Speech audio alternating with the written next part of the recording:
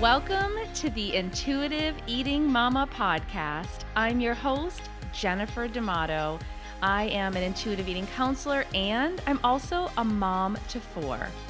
This podcast is not just for mamas, it's for all women who are ready to ditch diets, ditch the scale and food guilt forever, and instead invite peace with food, increase their body trust, and confidence in all of her choices. I believe this show is going to shed some light on sneaky ways diet culture has infiltrated your thoughts, your family, and your well-being. No matter the episode, I want you to walk away feeling informed, inspired, and encouraged. So whether you're taking a walk, washing the dishes, or carting kids around, let's dive into the latest episode on the Intuitive Eating Mama podcast. So I'm scrolling on TikTok one day and I see this video of a Miss America contestant. And I'm like, something's different here. She has a full-figured body. And dang, this woman is gorgeous and confident. I was so unbelievably impressed and excited and also like, wait a minute, Miss America has other body sizes than what I grew up seeing. I had to do some investigating. First, of course, I shared it in my Instagram story. Maybe you follow me on Instagram and you saw it. Her name is Maria Cade, and man, she is so powerful, enthusiastic, exciting, smart, and she really did own the stage in every single dress. I had to have her on the podcast, and when she said yes, I literally leapt in my chair. I was so excited to have a conversation with her because I grew up watching Miss America. I grew up watching pageants. I was actually in pageants, y'all. This is a longer story. I'm not getting into myself about this today, but I know pageants, and I saw something completely different. And I learned there's actually been changes to the Miss America pageant. Maria shares so much on here that I cannot wait for you to hear. So Maria Cade actually is a native of Newcastle, Pennsylvania. She is currently serving as Miss Butler County for 2023. She works as a TV news journalist for Central Pennsylvania's CBS affiliate station. She is absolutely brilliant. Her community service initiative is called V.I.S.I.B.L.E, which advocates for representation and inclusion for all. I really enjoyed this conversation. I believe you will too. If you grew up watching Miss America, Miss Universe, any of those pageants, this conversation might surprise you. Definitely surprised me in some points. And also, I believe it will inspire you that things are changing, that there is a shift. Oh, I'm so excited about it, but I'm even more excited to share this interview with Maria with you. So let's dive in now. Hey, Maria, I am so glad that you came on the podcast to be able to share with us today. Welcome. Thank you so much, Jen. I'm so excited to be here, and thank you for reaching out to me to invite me on. I'm so excited to have a conversation today. Oh, me too. There's so many things I can't wait to talk about and share with the audience. But before we do any of that, Maria, I would love it if you would just take some time, introduce yourself, tell us a little bit about you, even where you are, if you're willing to share all the good things with the ladies listening. Of course. So I'm Maria Cade. I am a TV news journalist based in Central Pennsylvania.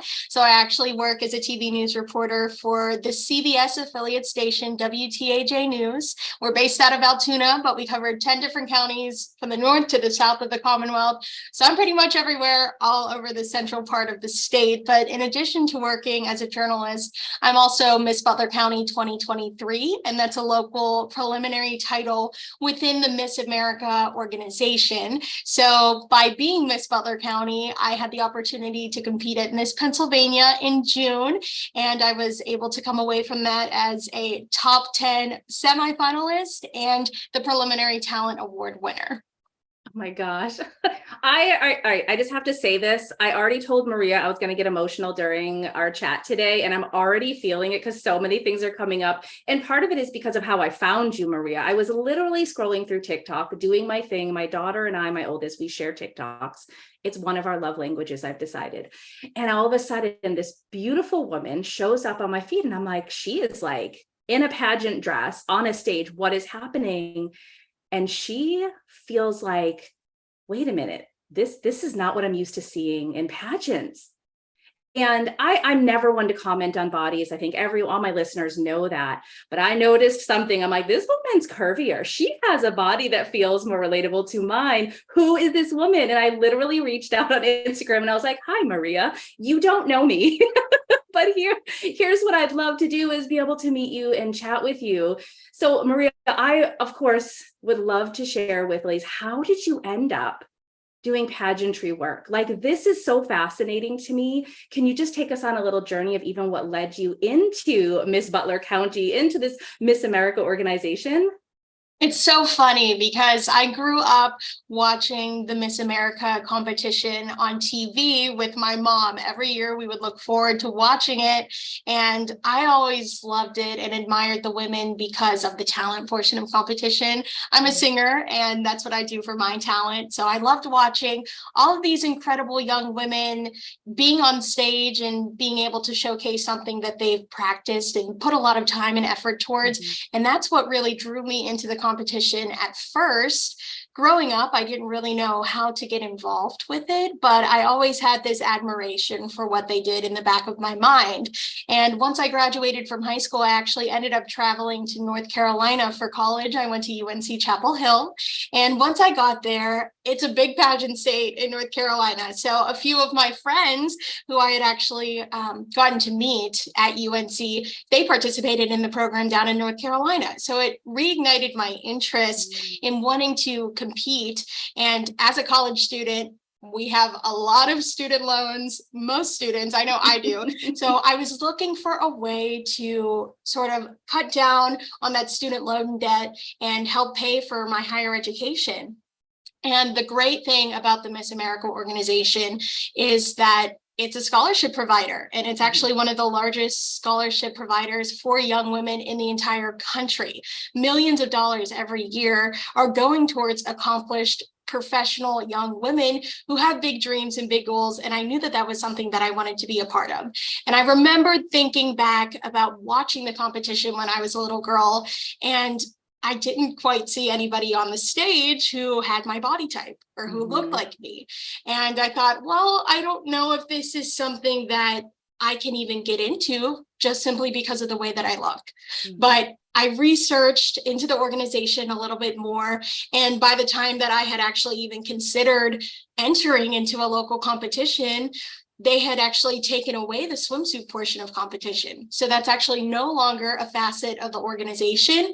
And they shifted their mindset from being more appearance-based and judging based on how you look and how you present yourself to your accomplishments and what you've done and the things that you're able to do in your community and how you make an impact. And that's right up my alley. That's exactly what I wanted to I'm do. here for small victories. Like, I really am here for small victories that have great impact. I love that part. I love it. It's so interesting. I watched so many of your clips. Yes, I watched a lot of them. And I was like, I never saw the swimsuit. It didn't even occur. I was like, oh, maybe it's just not something she posted. That is so, I mean, I'm so happy to hear that. And again, well, and a lot of people don't know that it's not in the competition anymore. Most people think, you know, it's still involved. It's still that appearance-based judging system, but it's not. So part of my mission as a local title holder has been to get that message out and to let people know that this organization is so much more than how you look. It's so much more about how you are interacting with people, the things that you've done to make an impact, and the messages and the words that you're able to share to inspire people and really let them know, you know, the amazing things that you're doing. So that's something that I have loved being able to do in this organization. So by the time I ended up actually competing, it was in 2021 was when I entered my first local competition. And 2021, we were still on the tail end of COVID. So I actually won my first local title over Zoom, similar to how we're having this conversation now. They had the entire competition on Zoom and I won in my college apartment living room. So Yes. very non-traditional, but that's me, you know, that's my story. That's a great story. That's a great story. Yes. And I love telling it now. I think it's so funny because the ways that people, young women, get involved in this organization are so vast and so different, but we all come together for that shared goal and that shared mindset of wanting to create change and wanting to create an impact. So it's been awesome to be a part of that community. So 2021 was my first year. I ended up going to Miss Pennsylvania and I only had a month to prepare, which is a very short time frame than the girls normally get. We normally have about 4 to 5 months of preparation time from winning the local title until you get to states. But because of COVID, things were pushed around and changed. So I had about a month, but I ended up making the top 10 my first year and also winning prelim talent too. Wow. So it's like crazy to me, insane. I really had no idea what I was doing. I just wanted to be there to have fun. But at the same time, I knew that I wanted to share a message of inclusivity and authenticity. And that's what I did. I showed up there as my full authentic self. And I think that that was what really inspired and impacted a lot of people. So I knew after that first year, I was definitely going to come back, but I wanted to do it right. I wanted to have the full experience and really put in the work and the impact. And I ended up winning my second local title traditionally on a stage in a regular competition. And I ended up actually being first runner-up to Miss Pennsylvania 2022, my second year. So that was second place. And I was also a double preliminary winner. So I won prelim talent again, and I won the preliminary social impact pitch and onstage question competition. So that was really exciting. And after that year, I was so close. I was like, all right, you know, I love being a part of this organization. I might as well just try again. And I love it. It's really given me an opportunity to share my message of inclusivity and authenticity with as many people as possible. So that's why I keep coming back. And like I said, this year I was honored to make the top 10 again and also win preliminary talent for a third time. So it's been awesome. Oh my gosh. Oh my goodness. Like, I'm seriously like, I want to just keep cheering and cheering, but I don't want my sweet listeners to be like, Jen, stop it. We're just excited too. So I can imagine other women are just completely lit up and excited about this. And again, for you, because I know our listeners won't be able to see the joy, like as you're talking about this, there's nothing but joy, like exuding from you from this process.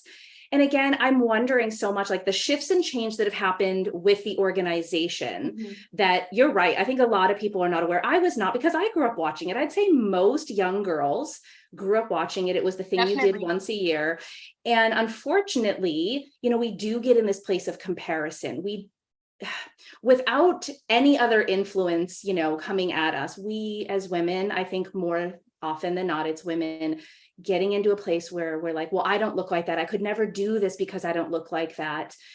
Can I ask what for you might have shifted to say, but yes, I can? Like, what was the thing that really felt, was it the change in the organization or something in you that really just shifted to know, yeah, I can do this too?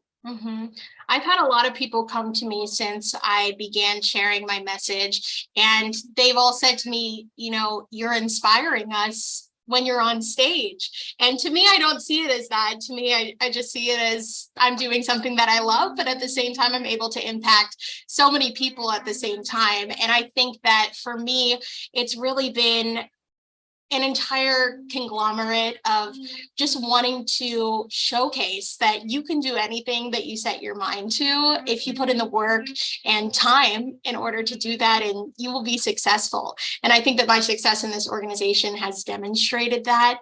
It has been tough. I won't lie. I won't say that it's not. When you go into a competition setting like this, where there are preconceived notions and internal biases that people have about who is a title holder in the Miss America organization or in any pageant system.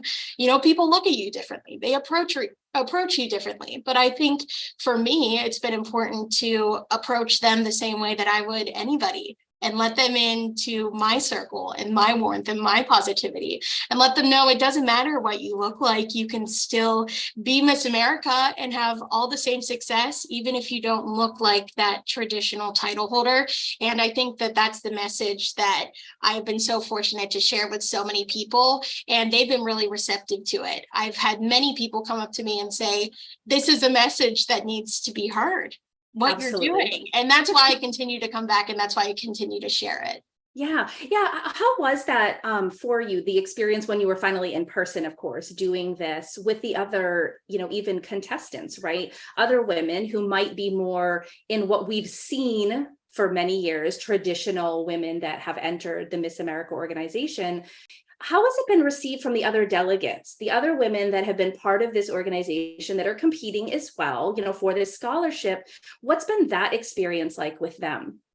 Well, one of the other great parts of the Miss America organization is the 5 pillars that we have in the organization. So they each stand for one word that starts with S. So we have the scholarship, of course, we talked about that, the service, which is the impact that you're able to make in your communities, style, and success. And then the 5th pillar of the organization is sisterhood. And I think that the organization creates an inclusive and welcoming environment for everybody, especially now with the mindset shift and the shift in scoring and changing of the phases of competition. It's allowed a lot more women to take part in the competition.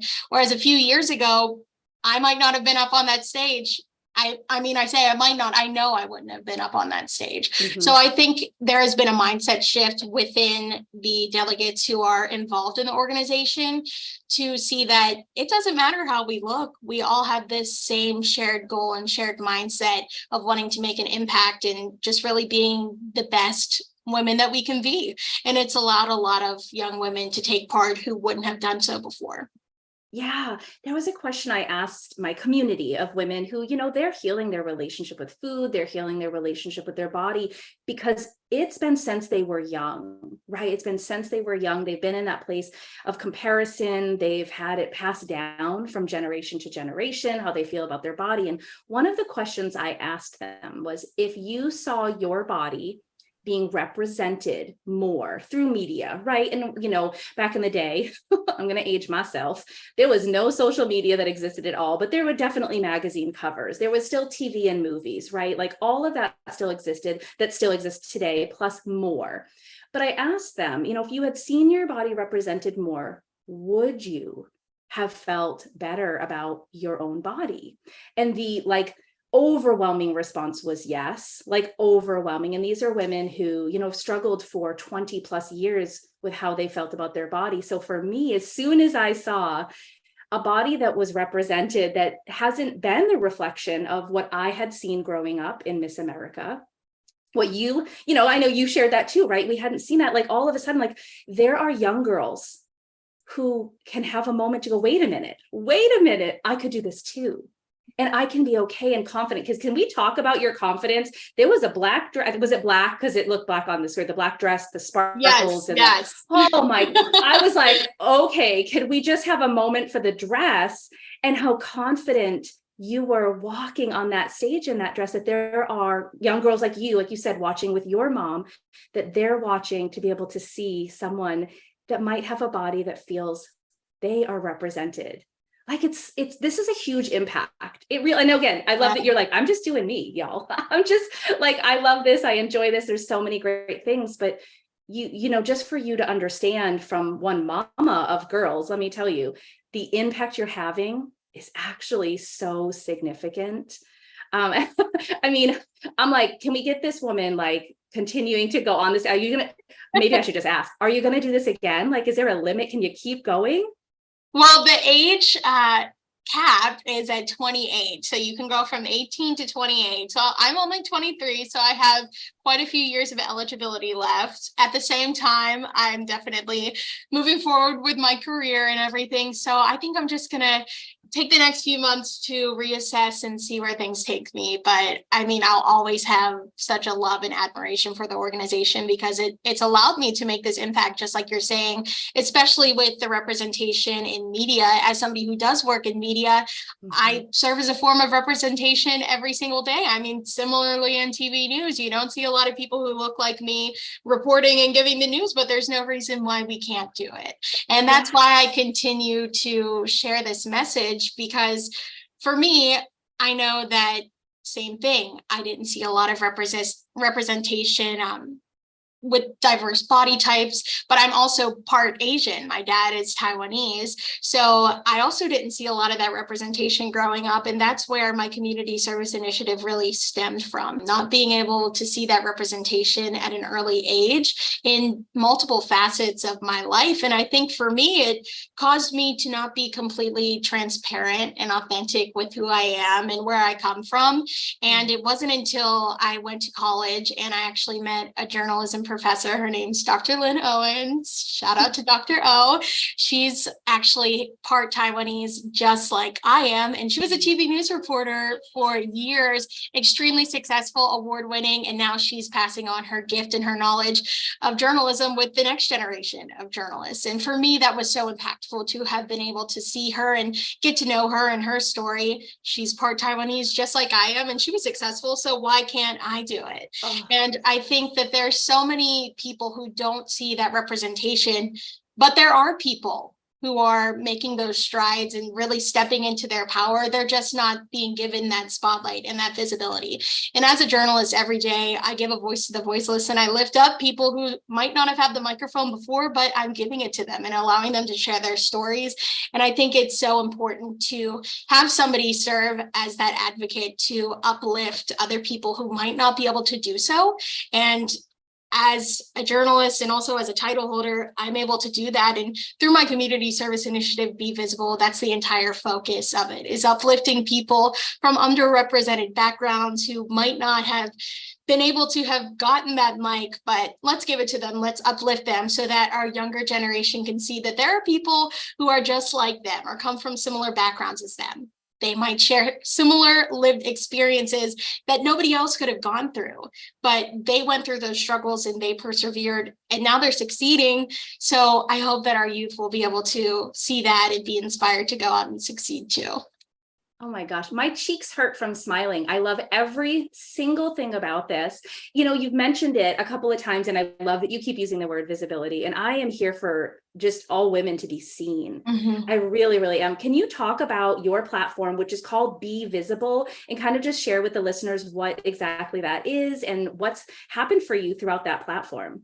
Yeah, so like I said, a lot of why I wanted to choose representation and visibility as my community service initiative stemmed from that experience that I had with my college professor, and realizing that I had this experience where I didn't feel like I could be myself or I could succeed simply because I had never seen or met anybody or gotten to know somebody who came from a similar place and a similar background as me, who had already done so. So to me, that was limiting my success.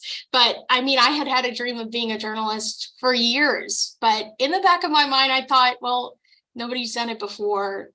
Does that mean that I can't do it? And I know so many other people have those same thoughts, and it doesn't just have to be racial representation. It can be body diversity, sexuality, where you come from, socioeconomic differences. You know, people have limiting thoughts that are not allowing them to reach their fullest potential simply because they haven't seen anybody do it before. And my mom always told me when I first started competing in the Miss America organization, because we had a conversation, she said, you don't look like these girls who have typically been successful in the organization, but somebody has to do it. Somebody has to be the first.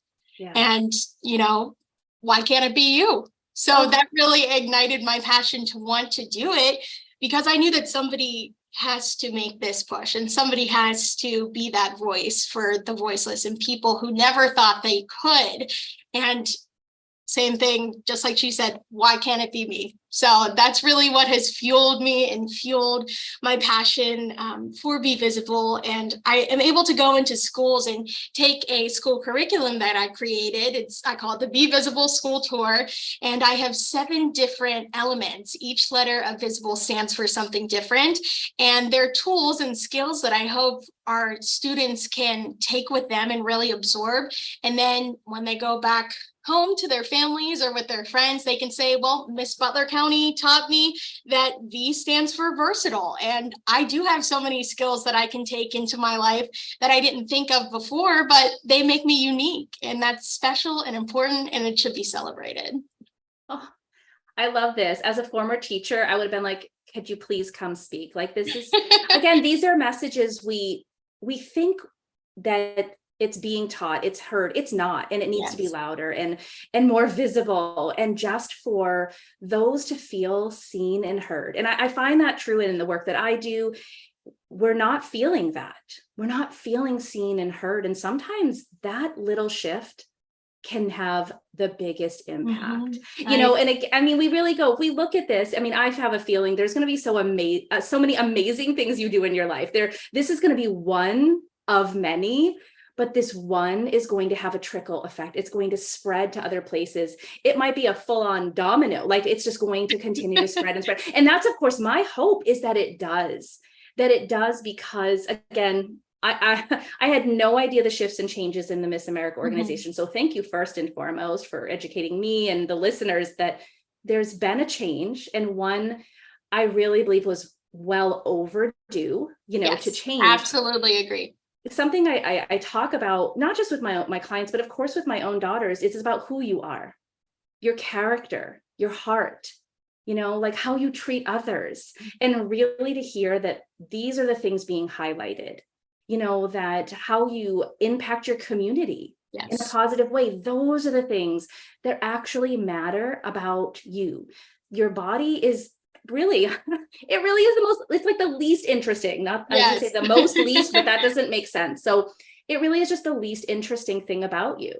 I mean, you in that dress, can we all just go back? Y'all are gonna have to go find Maria on Instagram, because let me just tell you, I'm gonna end up putting it in my stories again for this episode, because that dress, I was like, I need this. I have nowhere to wear it, nowhere, but I'm just going to walk around, wash dishes in my house, put the laundry away, wearing this gorgeous, sparkly, just amazingness that you had on, which I love that there's still that part that you can be confident, you could be sexy, you can be just feeling gorgeous and own, you can have clothes on and feel amazing in your body. Like, I love this. Can we just for a moment, I just want to see, and again, I know I'm kind of stretching you here. I didn't even prepare you for this question. If you were to give advice to any woman saying, well, listen, I'm really struggling with self-confidence. Like, I don't feel confident to wear a dress in my house, let alone on the stage. Like, I'm just not feeling comfortable in my body. Do you have any piece of advice you would share that's helped you with your own self-confidence? Yeah, I think it's, for me at least, it's been being willing to try new things and try to step out of the box. For me, I mean, everybody has some sort of a struggle with body image. I mean, I think that's a given. But when you're willing to take a risk and maybe think, well, I might not have worn this dress because I didn't like how my legs looked in it, or my arms, or I didn't like my skin being exposed, but you might take that risk and you might feel absolutely gorgeous in it. And then everybody will notice too. And that energy, just like you said, that character and how people perceive you, that's just going to radiate off of you because you tried something new. You were a little hesitant, but it worked. And, you know, that is just one boost that you might have been able to have in one small win. I think you said it earlier, Jen. It's just little things every single day. It takes time to come into your own and your own mindset and be confident in who you are. I still have days where I don't feel 100% myself. We all do. But I think it's important to acknowledge that the body that you were given is the body that you have, and you should be happy and proud to live in it because it does so much for you. It helps you get around every day and do the little things that you're able to do. So I think recognizing that is really important and has been really important for me. I know since this TikTok blew up. I didn't really have a following. On TikTok, I think I had less than 1,000 followers before that video. And now I have over 20,000, which is insane to me. But I've had so many women who are in the Miss America organization who are plus size or who are curvier. And they reached out to me because they said, well, I'm the only one in my state, but I didn't know that there were more. I didn't know that there were others. And I think that one of the biggest things that I've taken away from this video going viral and getting a lot of traction is that there is a community of women who might not be the typical ideal or the typical look that most people think of when they think of Miss America. But we are here and we are in this organization and we're making an impact just as much as everybody else. So one thing that I've been looking forward to now is uplifting those voices of the other women who are like me, who didn't see themselves represented and still might not, but showcasing to other people outside of the organization that it's not just me. There are a lot of us who are involved in this organization and making a change. And if this is something that you want to be a part of, you shouldn't be deterred from it because there are a lot of us here. We're just not really that known yet, but that's going to change. Yes. Oh my goodness. Oh my goodness.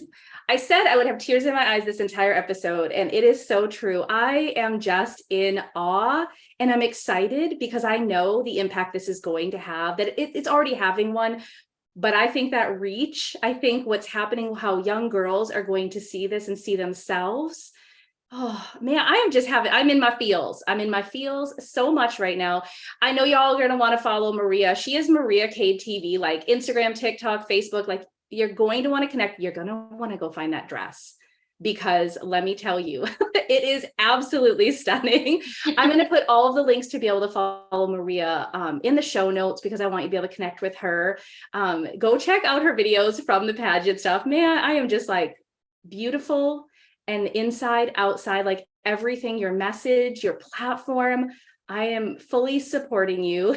And again, if you decide to go in, you need to let us know because we as listeners, we as women, we're like, how can we cheer you on from wherever we are? I know there's women internationally, women across the states who are going to want to just cheer for us. You have to let us know if you make any decisions. Absolutely. And I think one of the greatest parts about this year, especially because I did come back as first runner up, and most people might, see my placement this year as falling lower or not doing as well. But to me, I've really come out of this third experience realizing that you can make an impact without the title and you can still be Miss America or still be Miss Pennsylvania, even if you don't have the official crown and sash. And I think since the competition has ended, I've really been able to digest that and recognize that. And I think it's so important to know because there were 27 of us, but only one woman walked away as Miss Pennsylvania. So 26 of us had to go back to our quote unquote regular lives. But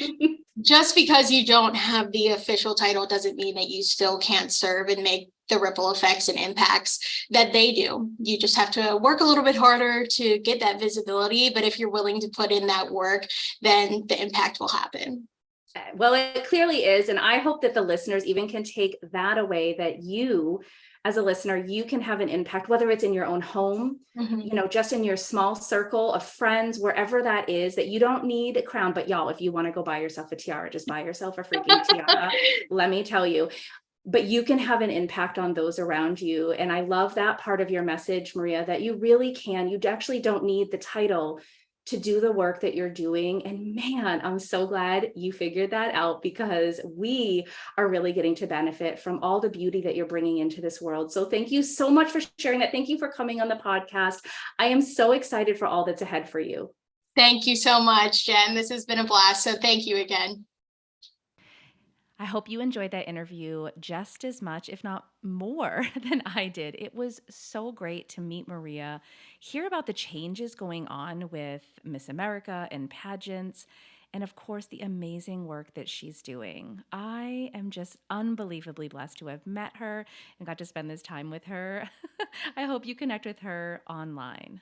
Now, before I let you go, I realize those family barbecues are coming to an end, but that means the holiday season is almost upon us. Most women I talk to dread the holidays, not because they're buying gifts, but because of the food. It causes so much stress and guilt. So what I've done is released this masterclass that has previously only been for my clients, and I'm offering it to you. It is a 90-minute workshop. We're going to identify those main holiday stressors. We're going to increase food peace, give you ways to respond to those judgers and the food pushers in your life, and I'm going to give you my best strategies for reducing stress this holiday season and throughout the year. I would love you to join me for this masterclass that is going to be at the end of August here on August 29th, 2023. If you want to join, scroll down in the show notes, click register for masterclass, and I will see you in there. Oh, and don't worry, if you've registered, you'll absolutely get the replay. All right, I'll meet you right back here next week for another episode.